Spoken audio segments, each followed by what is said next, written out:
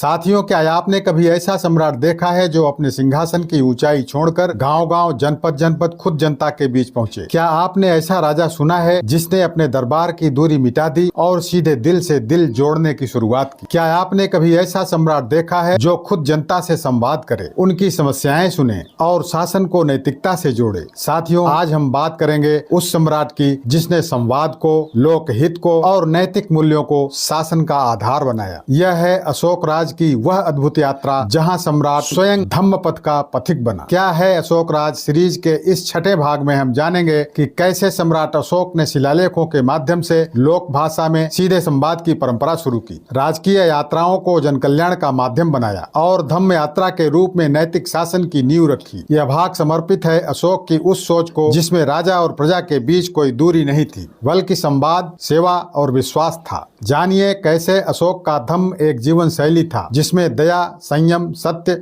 और मृदुता जैसे मूल्य निहित थे। इस वीडियो में आपको मिलेगा अशोक की धम्म यात्राओं का इतिहास, शिलालेखों के माध्यम से जन संवाद, प्रशासनिक नवाचार की शुरुआत, सांस्कृतिक राष्ट्रवाद की मूल अवधारणा। देखिए और जानिए अशोक के राजा से ऋषि बनने की यात्रा। साथियों, सम्राट अशोक महान ने शासन को केवल सत्ता नहीं बल्कि सेवा का माध्यम बनाया। उन्होंने राजाज्ञाओं को केवल कागजों में नहीं बल्कि पत्थरों में, शिलालेखों में तराशा। इन शिलालेखों के माध्यम से उन्होंने लोक भाषा में सीधे जनता से संवाद किया, बिना किसी बिचौलिए के। शासन में पहली बार सत्ता को महसूस हुआ कि सम्राट कहीं दूर नहीं बल्कि उनके बीच ही है। अशोक की यह सोच केवल विचार नहीं थी, वह एक क्रांतिकारी प्रशासनिक नवाचार था।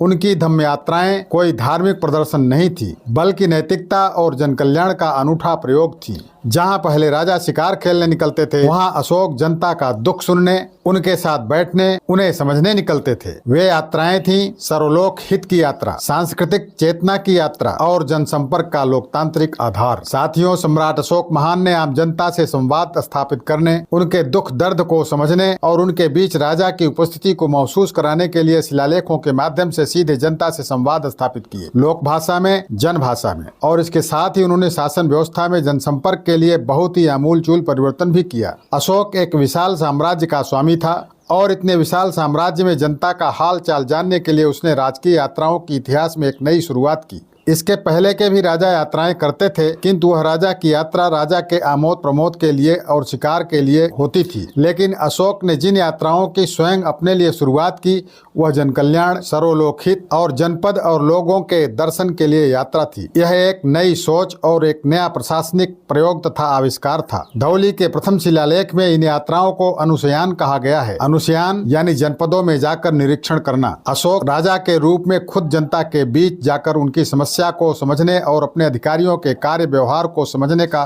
तो कार्य किया ही, साथ ही जैसा कि कलिंग लेख 2 से पता चलता है, उसने अपने वाइसरायों को और अपने नियुक्ति महामात्यों को भी समय समय पर दौरे पर जाने का निर्देश दिया और उन्हें निर्देशित किया कि इन दोनों के दौरान आम जनता की समस्याओं को सुने और प्रशासनिक व्यवस्था तथा न्याय व्यवस्था का सूक्ष्म निरीक्षण कर उसके सुचारू संचालन की व्यवस्था करें। अशोक ने अपने साम्राज्य के अधिकारियों को, छोटे बड़े सभी को दौरे पर जाने का निर्देश दिया। इसके अलावा रूपनाथ शिलालेख और गिरनार शिलालेख में भी प्रशासनिक अधिकारियों की जिम्मेदारियों और धम्म के प्रचार की चर्चा मिलती है। शिलालेखों और धम्म नीति का विवरण। साथियों, धौली शिलालेख हमें बताता है कि अशोक ने न केवल खुद भ्रमण किया बल्कि अपने महामात्यों और वाइसरायों को भी निर्देशित किया कि वे जनता से मिलें, उनकी समस्याएं सुने और न्याय प्रणाली का निरीक्षण करें। हर अधिकारी को समय समय पर भ्रमण करने का आदेश था, कहीं हर 3 साल में तो कहीं 5 साल में अनिवार्य रूप से। अशोक की ये यात्राएं केवल प्रशासनिक नहीं थी। अशोक ने इन यात्राओं को धम्म यात्रा का नाम दिया, लेकिन अशोक का धम्म कोई पौराणिक कल्पना नहीं बल्कि अशोक का धम्म नितांत नैतिक और लौकिक अवधारणा पर आधारित था और वह था दयालुता, सत्य, मृदुता, सोच, संयम, अपव्यय से बचाव और सज्जनता। शाहबाज गढ़ी और मानसेहरा के शिलालेखों में धम्म नीति को विस्तृत रूप से समझाया गया है, जहां दया, संयम, मृदुता, सत्य, सोच और अपव्यय से बचने जैसे नैतिक मूल्य वर्णित हैं। इस धर्म यात्रा में वह ब्राह्मण श्रमण का दर्शन करता था, उन्हें दान देता था, वृद्धजनों का दर्शन करता था, उन्हें दान देता था, ग्रामवासियों का दर्शन करता था और उन्हें धर्म का उपदेश देता था और उनसे धम्म की चर्चा करता था। और इन सब में उसकी एक ही भावना होती, जनमंगल, लोक कल्याण और सांस्कृतिक पुनर्जागरण। अशोक के शिलालेख में धम्म की परिभाषा व्यक्ति, समाज और राष्ट्र तथा राजा और राजा के अधीन संपूर्ण शासन व्यवस्था के लिए निर्धारित नैतिक मूल्यों की एक व्यवहारिक प्रणाली है। अशोक के शिलालेखों में अंकित धम्म, अशोक की धम्म यात्रा, अशोक का धम्म दर्शन और अशोक का धम्म घोष में परिभाषित धम्म के अंतर्गत दया, दान, सत्य, सोच यानी सुचिता, मृदुता यानी व्यवहार में मृदु होना और साधु यानी सज्जन स्वभाव का होना, अपव्ययता यानी फालतू खर्च न करना, अपभांडता यानी बचत करना, समय, भाव शुद्धि, कृतज्ञता, दृढ़ भक्ति और इन समस्त मूल्यों में आस्था, विश्वास यानी धम्म रति, यह सब अशोक का धम्म है।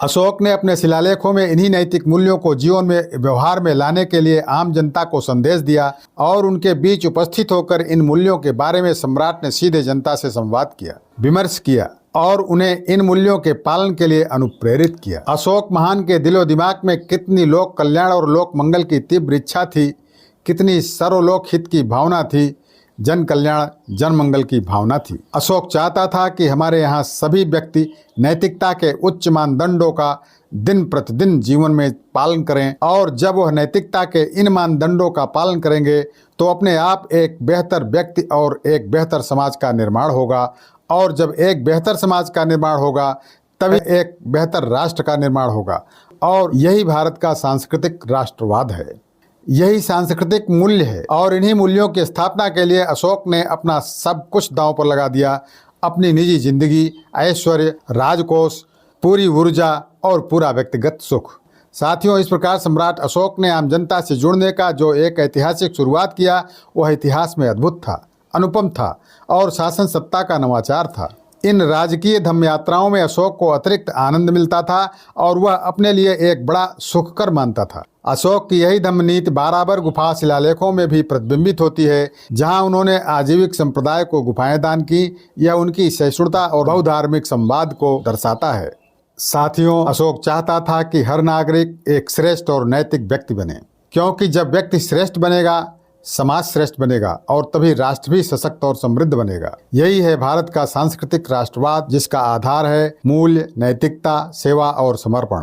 अशोक राज की यही खूबी थी, शासन जनता से जुड़ा हुआ, संवाद में रचा बसा हुआ, राजा और प्रजा के बीच कोई दीवार नहीं बल्कि विश्वास का सेतु। सम्राट अशोक के लिए ये धम्म यात्राएं केवल कार्य नहीं, आत्मा की तृप्ति थी। वहीं उन्हें सच्चा आनंद मिलता था और यही था उनका वास्तविक ऐश्वर्य।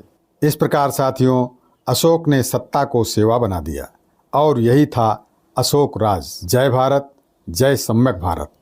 धन्यवाद।